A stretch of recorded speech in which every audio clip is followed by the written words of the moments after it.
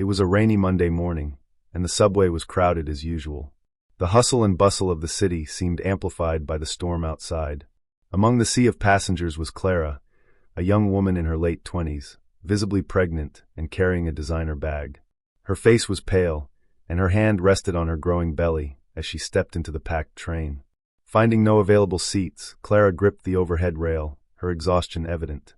She glanced around, hoping someone might offer her a seat, but most passengers avoided eye contact. Then her eyes landed on a man sitting near the door. He was middle-aged, wearing a business suit, and scrolling through his phone. "Excuse me, sir," Clara said politely. "Would you mind if I took your seat? I'm pregnant, and standing is a bit difficult." The man looked up briefly, his expression souring. He muttered something under his breath, loud enough for her to catch. "Always asking for special treatment," he sneered. "Why don't you people stay in your own neighborhoods? Maybe then you wouldn't need handouts." Clara was taken aback, her cheeks flushing with a mix of embarrassment and anger. The man's voice carried a disdainful tone, and a few passengers exchanged uncomfortable glances but said nothing. "I'm not asking for a handout," Clara replied calmly. "Just some decency." The man scoffed and turned back to his phone, ignoring her. Clara tightened her grip on the rail, her knuckles white, as the train lurched forward. Across the aisle, an older gentleman observed the interaction with keen interest. Dressed in an understated gray suit, he seemed out of place amidst the daily commuters. His sharp eyes, framed by silver-rimmed glasses, lingered on Clara for a moment before shifting to the man who had refused her a seat. The train screeched to a halt at the next station, and more passengers flooded in. Clara staggered slightly, catching herself just in time. The older gentleman stood and tapped her shoulder gently. "Please take my seat," he said with a kind smile. "Thank you," Clara whispered, her voice trembling with gratitude as she eased herself into the seat. The man who had refused her glared at the older gentleman. "Why do you people always feel the need to step in? She can handle herself." The older man tilted his head, his smile never wavering. "Decency costs nothing," he replied, his tone firm but composed. The tension in the train car was palpable. Clara avoided the man's gaze, focusing instead on her breathing. The older gentleman resumed his stance by the rail, his hand steady despite the train's jerks and jolts. As the train neared Clara's stop, she stood up and thanked the older man once more. "I appreciate your kindness," she said warmly. The man nodded. "Take care of yourself and the little one." Clara exited the train, her steps slow but steady. The older gentleman followed her at a distance, his gaze lingering on her for a moment before he, too, left the station. Meanwhile, the rude man remained oblivious to what had just transpired.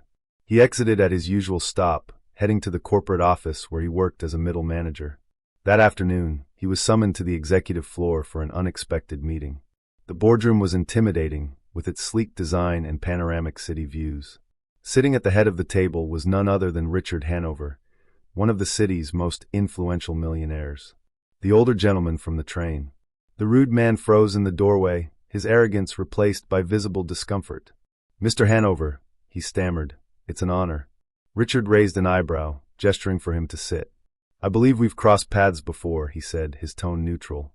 I'm not sure, sir," the man replied, beads of sweat forming on his forehead. Richard leaned back in his chair, steepling his fingers. "This morning on the train, you refused to offer a pregnant woman a seat. Do you remember that?" The man's face turned ashen. He stuttered, searching for an excuse, but Richard raised a hand to silence him. "That woman," Richard continued, his voice cold, "is my daughter-in-law. She's married to my son, Michael. The child she's carrying is my first grandchild." The room fell silent. The man's eyes widened in shock. "Sir, I didn't know." "And that," Richard interrupted sharply, "is precisely the problem. You judged her based on her appearance, assuming she was beneath you. Your behavior this morning was unacceptable, both as a human being and as an employee of this company."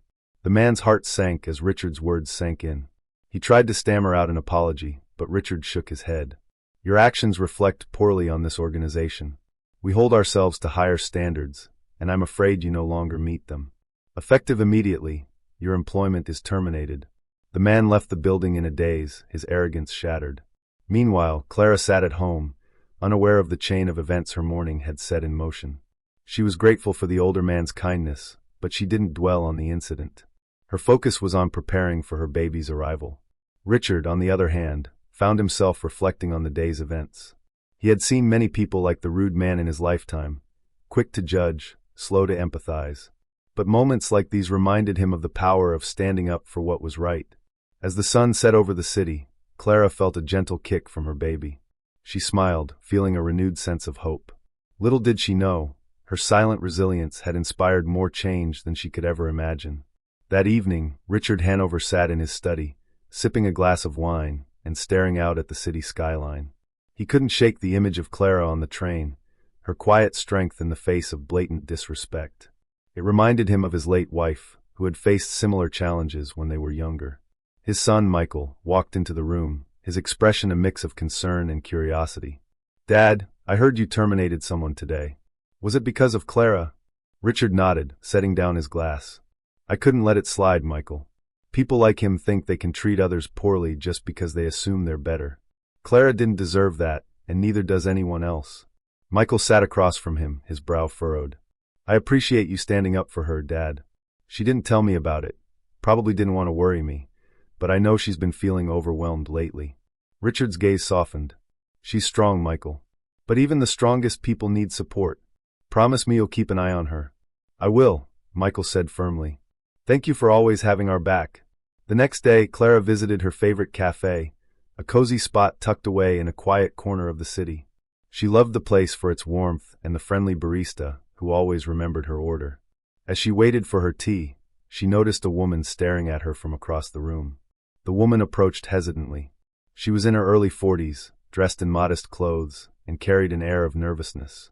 "Excuse me," she began, her voice trembling slightly. "I think I saw you on the train yesterday. You handled that situation so gracefully." Clara blinked in surprise. "Oh, you were there?" The woman nodded. "Yes, and I regret not saying anything. I should have stood up for you." "I'm sorry." Clara offered a reassuring smile. "You don't need to apologize. Sometimes, silence is the safest option. But thank you for your kind words." The woman seemed relieved but still lingered. "You've inspired me to be braver. Next time, I won't stay quiet." Clara's smile widened. "That means more than you know." Meanwhile, the man who had been fired, Greg Walters, sat alone in his modest apartment. His termination had hit him hard, not just financially but emotionally. He replayed the incident on the train over and over in his mind, each time feeling a pang of shame. For the first time in years, he called his estranged sister, Denise. She answered cautiously, unsure of his intentions. "Denise," he began, his voice cracking, "I've been thinking about how I've treated people, including you. I was wrong. About so many things." Denise was silent for a moment before replying. "It takes courage to admit that, Greg." "What brought this on?" Greg hesitated, then recounted the events of the train and his firing. "I realized that my prejudice and arrogance have cost me more than just my job. They've cost me relationships, respect, everything that really matters." Denise's voice softened. "Change is possible, Greg, but it has to start with you. If you're serious about this, I'm here to support you." For the first time in years, Greg felt a glimmer of hope. He knew the road ahead would be difficult, but he was determined to make amends. A week later, Clara and Michael attended a charity gala hosted by the Hanover Foundation. The event was a glittering affair, filled with the city's elite. Clara, despite her growing belly, moved gracefully through the room, engaging in conversations and charming everyone she met. Unbeknownst to her, Greg Walters was also at the event. A friend had invited him as a guest, hoping to introduce him to new opportunities. Greg spotted Clara from across the room and froze. He hadn't expected to see her again, let alone at such a high-profile event. Gathering his courage, he approached her cautiously. "Excuse me," he said, his voice low but steady. "I don't know if you remember me." Clara turned to face him, her expression calm but curious. "You were on the train," she said after a moment. "Yes," Greg admitted, his face reddening. "I was awful to you, and I've regretted it every day since. I lost my job because of it, but it was a wake-up call. I'm trying to be better. I just wanted to say I'm sorry." Clara studied him for a moment, sensing the sincerity in his words. "It takes a lot to admit when you're wrong," she said finally. "I hope you truly mean it and use this as an opportunity to grow." "I do," Greg said earnestly. "Thank you for giving me a chance to apologize." Clara nodded, offering a small smile. "Good luck, Mr. Walters. I hope you find what you're looking for." As Greg walked away, Clara felt a sense of closure. She hadn't expected to see him again, let alone hear an apology. but his words reminded her of the power of grace and forgiveness. In the months that followed, Greg became an advocate for diversity and inclusion, using his experience as a catalyst for change. Clara continued to focus on her family, welcoming a healthy baby boy into the world. And Richard Hanover, ever the protector, remained a steadfast figure in their lives, ensuring that his legacy was one of kindness and respect. The story of the train incident spread far and wide, shared by those who had witnessed it and those inspired by it. It became a tale of redemption, resilience, and the enduring impact of simple acts of decency. In the end, everyone learned a valuable lesson. You never know someone's story or worth, so treat everyone with respect. After all, kindness costs nothing but can change everything. If you enjoyed this story, please remember to like and subscribe for more stories like this.